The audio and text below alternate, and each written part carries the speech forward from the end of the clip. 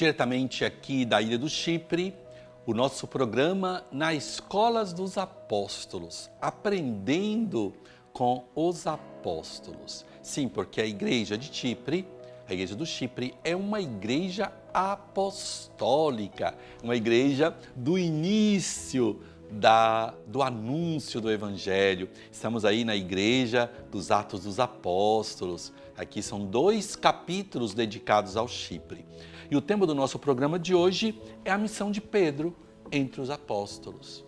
Vamos ver a missão de Pedro, porque hoje nós falamos do que significa a unidade da igreja em Pedro, que é o Papa, e também a igreja que traz na sua tradição, quer dizer, no seu DNA, podemos dizer, no DNA da igreja, o DNA dos apóstolos, na fé, que foi transmitida, uma fé vivida e transmitida num DNA que chega até você hoje, que vai batizar o teu filho na Igreja Católica. Então você vai transmitir o DNA para o teu filho, aquele DNA da fé, né? Você vai transmitir a fé de uma igreja apostólica, fundada por Cristo e transmitida pelos apóstolos na evangelização e que hoje tem a sua unidade em Pedro, na figura do Papa Francisco, do Papa reinante, aquele que está hoje aí exercitando o ministério petrino, quer dizer, vivendo e se sacrificando pela igreja como Pedro, quer dizer, na sua unidade. Vamos aprender e entender mais o que significa pertencer à Igreja de Cristo. Como foi o chamado de Pedro? Eu gosto sempre de falar dessa chamada de Pedro, porque Pedro, na sua humanidade, tinha, nós chamamos em italiano, o temperamento sanguíneo. Nossa, Pedro tinha um temperamento sanguíneo, quer dizer, ele tinha o seu caráter, o seu perfil, né? Nós dizemos assim, que era bem... Em português, assim, no Brasil eles dizem estouradão, né? Uma pessoa que é muito prática e não fica discutindo muito, é sim, é não, vamos, não vamos, vamos lá. Então Pedro era muito sanguíneo, né? como temperamento. Pedro tinha o seu caráter, o seu carisma pessoal. O que eu gosto muito de lembrar é que essa chamada no lago de Galileia, onde Pedro morava, na cidade de Cafarnaum, onde eram pescadores. Sabemos que Pedro, pescador, ele também tinha os seus sócios, né? Os filhos de Zebedeu, que eram os seus sócios, Tiago e João, os filhos de Zebedeu, que eram sócios, que eles tinham barcos diferentes, mas iam pescar juntos, né?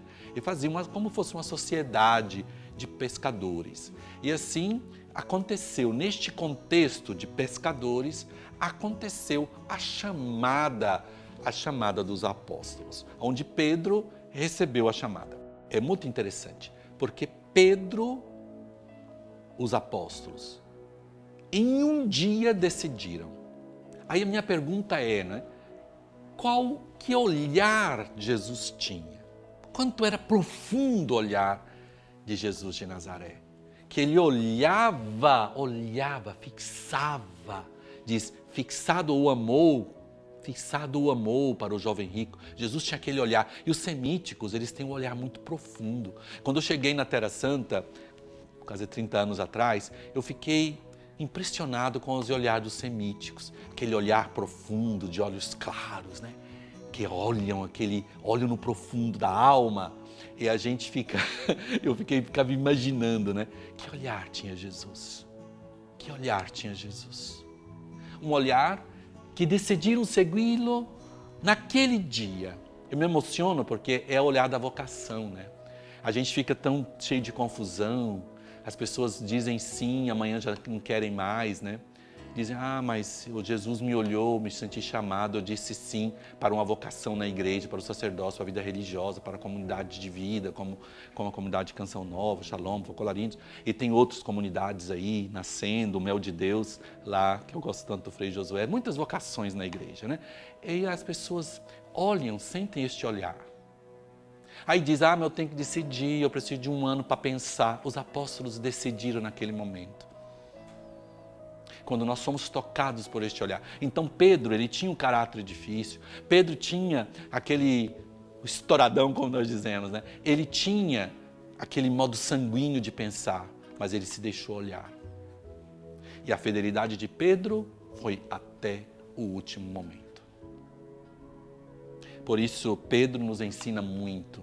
Eu sempre digo que nós somos todos um pouco no coração de Pedro, né? Porque Pedro renega, Pedro erra, Pedro parece que não conseguiu, ele cai, ele levanta, e assim a chamada de Pedro é realmente uma grande história. Eu gostaria de concluir falando que Jesus escolheu Pedro para morar na própria casa.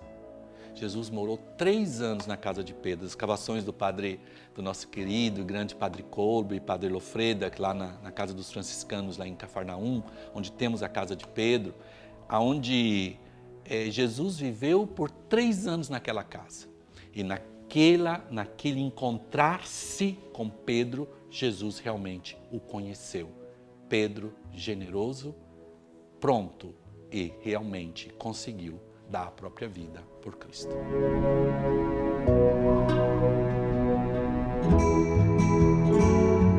Uma pergunta interessante também geográfica, muito geográfica.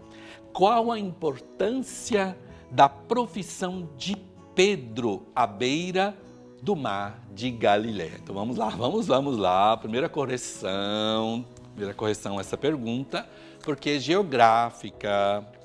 A profissão de Pedro não foi no lago de Galileia, não foi na Kineret, não foi. A profissão de Pedro foi em Bânias, na sorgente do Rio Jordão, lá em Teldã, no alto da Galileia. Lá, São Pedro fez a sua profissão. O que aconteceu no lago de Galileia? No lago de Galileia, o que diz da profissão de Pedro é o santuário hoje dos franciscanos, Tabga, que em grego é ptá, pegon, 7 fontes, que era um lugar onde a peregrina Etéria, no 4º século, visitou, encontrou os degraus, onde Jesus comeu, se alimentou com os apóstolos. Estamos no Evangelho de São João, capítulo 21. É o último capítulo do Evangelho de São João.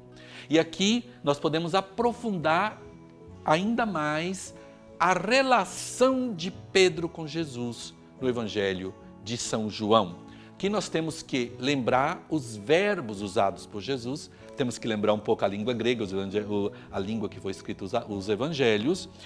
Aqui temos 2 verbos importantes para falar amar, onde Jesus pergunta, Pedro, tu me amas? Vem traduzido nas línguas latinas do mesmo jeito. Em vez não é o verbo phileu e o verbo agapau. São os 2 verbos importantes para entendermos essa relação. Então, estamos no último capítulo do Evangelho de São João. Era a 3ª aparição de Jesus ressuscitado. Quer dizer, depois da morte e ressurreição de Jesus, eu sempre digo, para entender este Evangelho, nós temos que chamar a nossa mente o luto. Somente quem passou pelo luto pode entender realmente esse Evangelho. Ou você tem que realmente ser muito empático. Quer dizer, ressuscitou, viram, mas chega um momento que Jesus não está com eles. Eles não podiam ficar eternamente lá em Jerusalém. Tinham que voltar para casa. Tinham que voltar para a Galileia. Eram galileus. Pedro volta com os apóstolos, voltam para a Galileia e diz, ressuscitou, vimos ele aqui, mas não está mais. Nós temos que continuar a viver. Então eles voltam para a Galileia e Pedro certamente entra no quarto onde Jesus dormia, que é hoje, arqueologicamente, tem o quarto de Jesus, o lugar onde Jesus dormia. Se chama o quarto venerado, né? Na casa de Pedro. São Pedro viu ali, quem sabe ainda, um pouco de roupa de Jesus, as coisas dele antes de ir para Jerusalém para a Páscoa. Então você que já perdeu o teu pai, a tua mãe, um irmão, um amigo, né? O que significa voltar? Eu já passei por isso. O que significa voltar na casa, né? Depois que você voltou do enterro e você vai ver as coisas daquela pessoa que você ama naquele lugar, como eles deixaram antes de ir para o hospital. E Pedro entrou nessa experiência do luto. Então ele olhou, ele disse, vou pescar, eu não aguento mais. A única coisa que eu sei fazer é pescar. Eu encontrei ele pescando e eu volto para a minha vida. E Pedro vai a pescar. E os apóstolos disseram, vamos contigo, Pedro, não te deixamos sozinho. E naquele momento, é um momento lindo, daquela noite que não pescam nada, e quando eles chegam em Tabga, 100 metros, diz o Evangelho, eles veem aquele homem já com seu corpo transfigurado, Jesus, com seu corpo transformado, que já tinha pescado, já tinha cozinhado para eles, assado os peixes, e perguntam, o que é que vocês estão fazendo? Joga a rede do lado direito, vocês vão pescar. A pesca milagrosa. E ali Pedro reconheceu, naquele modo de pescar, naquele modo no milagre que era Jesus. Quando ele ouviu que era Jesus por São João, São Pedro se joga na água. Se joga na água. Não pensou duas vezes. E naquele momento que Jesus pergunta para Pedro, Pedro, agapas me? Porque Pedro tinha falado, Jesus, eu vou dar minha vida por ti. Pedro não tinha coragem de levantar os olhos. E Pedro responde, filaste, não? O verbo fileu. Eu gosto de ti, porque o verbo fileu é usado para que você é um amigo, que você gosta dele, um amor de amizade. E agapau quer dizer amor totalmente, até o último momento, até a última gota de sangue, sem querer nada em troca, agapau. E Jesus disse, probatasmu, apacenta as minhas ovelhas. Pergunta a segunda vez e usa o verbo, Jesus pergunta, agapas me? Pedro responde, filau, filaste. Você sabe que eu não sou capaz. Na terceira vez, Jesus abaixa o nível de amor e Jesus pergunta com o modo que Pedro responde. Ao menos, filaste, mas pelo menos somos amigos. Pedro faz a sua profissão e diz, Senhor, tu sabes tudo. Tu sabes que te amo. E assim, Jesus responde, probatasmu, apacenta as minhas ovelhas. Ele não muda projeto. Não é que ele te dá os olhos azuis, amanhã ele vai mudar a cor dos teus olhos. A missão continua, porque ele é fiel. Ele não muda, ele não abaixa o nível do amor, ele não abaixa o nível da missão. E ele vai te chamar até o último momento, para que você diga, tu sabes tudo, Senhor, tu sabes que te amo.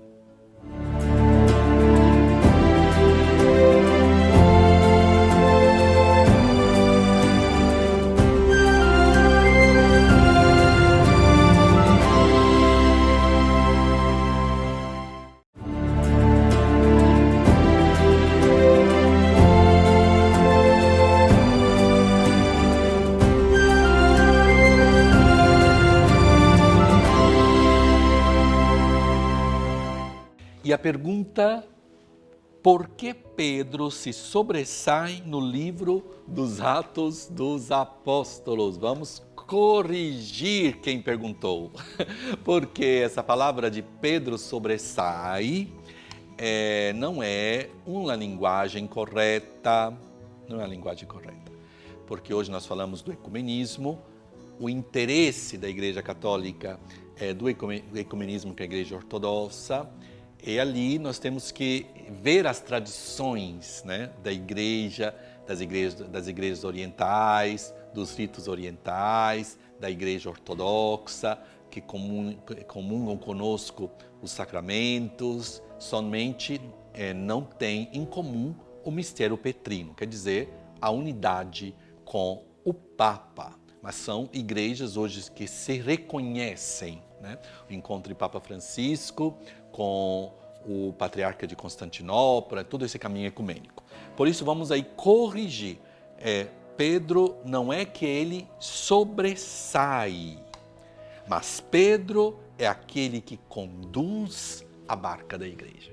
Então é um serviço, porque quando nós dizemos o bispo se sobressai numa diocese, não, o bispo conduz. O pároco é aquele que sobressai numa paróquia? Não, é o que tem o carisma da unidade. Não a unidade dos carismas, não é que o padre tem que fazer tudo. Não é que alguém tem um carisma, né? Aquele carisma de saber fazer tudo. Não, é o carisma da unidade. Então, São Pedro, no Atos dos Apóstolos, é visível o carisma da unidade de São Pedro. Quer dizer, São Paulo, depois da conversão nas estradas de Damasco, Paulo, convertido a Cristo, pede para passar 15 dias com Cefas, com Pedro. E ficou lá em Cafarnaum por 15 dias, ouvindo tudo aquilo que Pedro tinha para contar. E Pedro contava como Jesus se sentava, o que Jesus falava naquelas noites lá nas portas de Cafarnaum, quais eram as histórias, as parábolas que Jesus contava. E Paulo escutava. E Paulo estava ali bebendo da fonte de Pedro. E Pedro explicava. E Paulo, na sua igreja paulina, que é a igreja para os gentios, quer dizer, para aqueles que não eram da família hebraica, não eram de estirpe hebraica, que somos nós somos a igreja de São Paulo. Nós vemos dos goíms, como digo, dos judeus, nós somos de uma tradição não judaica.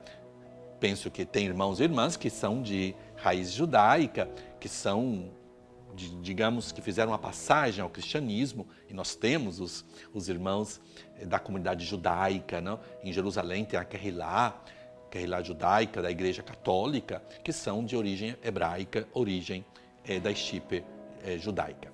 Porém, a Igreja de São Paulo é dos povos que acolhem o anúncio do Evangelho. Porém, Paulo sempre unido a Pedro. Paulo não faz decisões sem apresentar a Pedro.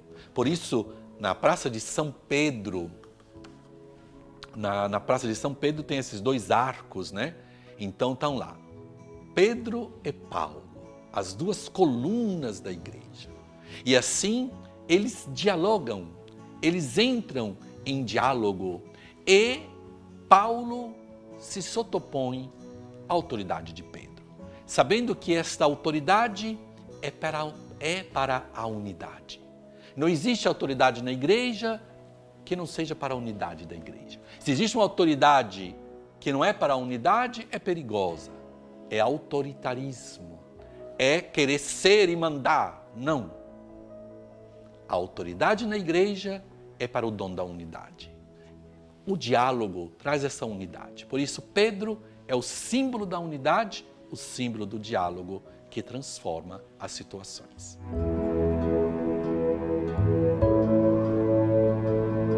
E uma pergunta interessante, uma pergunta de catecismo, se você aí para, porque é importante entender. Como entender a sucessão apostólica na Igreja Católica? Este tema é muito caro e tem que entender bem. A Igreja tem a sucessão apostólica. O que significa?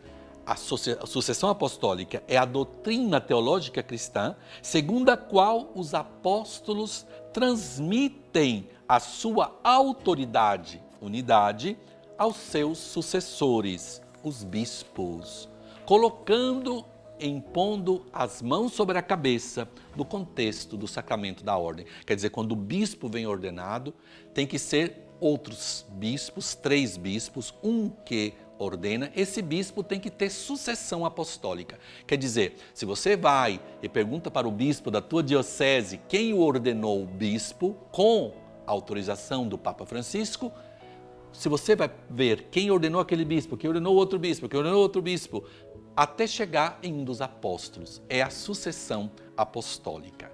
Pode acontecer que se perde a sucessão apostólica, como algumas igrejas protestantes, não tem mais a sucessão apostólica. Por isso é importante, não para dizermos que somos melhores, mas para entendermos que a sucessão apostólica existe na Igreja Ortodoxa, não somente na Igreja Católica. A Igreja Católica reconhece a sucessão apostólica em outras igrejas.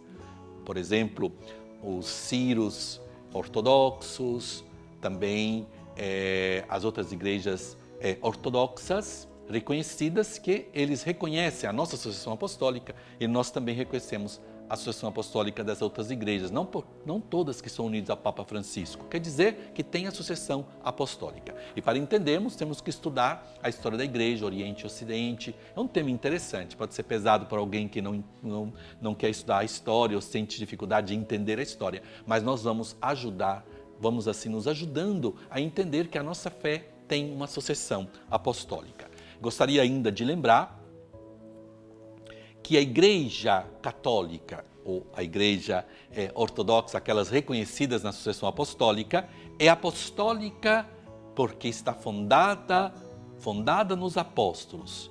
E isso num triplo sentido.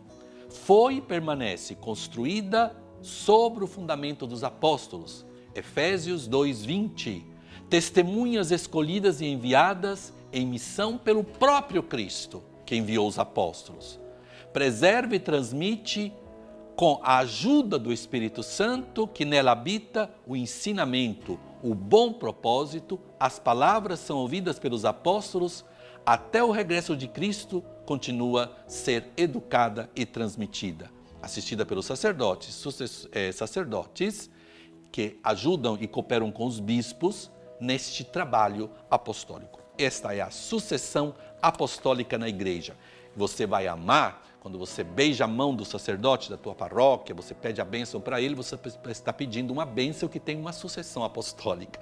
Quando o bispo vai na tua diocese, quando ele faz as crismas, ele confere o sacramento da confirmação, quando o bispo ordena outros diáconos e padres, ou outros bispos, é segundo a sucessão apostólica. E assim, a nossa igreja é a igreja de Cristo.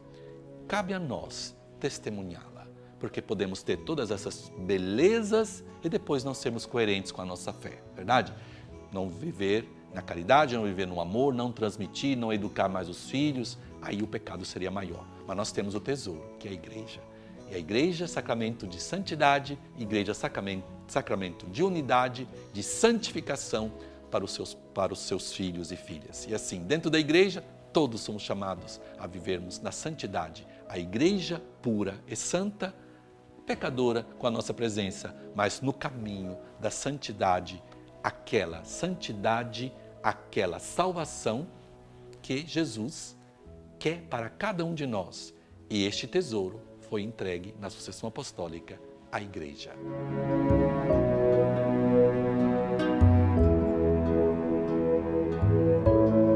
Palavras que são bálsamos para o nosso coração, para a nossa fé, para aquilo que nós estamos vivendo, se tivermos momentos de sofrimento, de dificuldades, se transformam em bálsamo de amor, uma palavra que nos consola. Vamos ler dos Atos dos Apóstolos, o capítulo 32 e 33. Envia, pois, emissários a Jope e manda chamar Simão, cujo sobrenome é Pedro. Está hospedado em casa de Simão Curtidor, junto ao mar. Mandei-te imediatamente chamar e agradeço-te teres vindo. E agora estamos todos na tua presença para ouvirmos o que Deus te ordenou. A igreja que transmite os seus ensinamentos passando por homens, mulheres do passado, do hoje e do amanhã. Uma igreja que é sempre presente para a salvação das almas. E assim se transforma ainda mais em oração com os pedidos de oração. Frei Bruno, sou Maria Cristina Câmara de Oliveira. Peço com muita fé na intercessão de São José a graça de um trabalho para o meu filho, Pedro Ivo Santos, que está desempregado há bastante tempo. Então vamos aí recebendo os pedidos de oração e lembrando que você também pode enviar o teu pedido de oração para o nosso programa na Escola dos Apóstolos, @cançãonova.com ou pelo Instagram CN Canção Nova. Canção Nova oferece diversos produtos de evangelização. Adquire pelo site loja.cançãonova.com.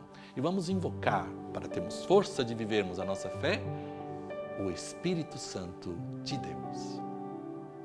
Vinde, Espírito Criador, a nossa alma visitai e enchei os corações com vossos dons celestiais.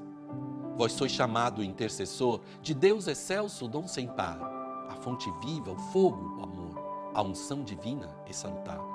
Sois o doador dos 7 dons e sois poder na mão do Pai.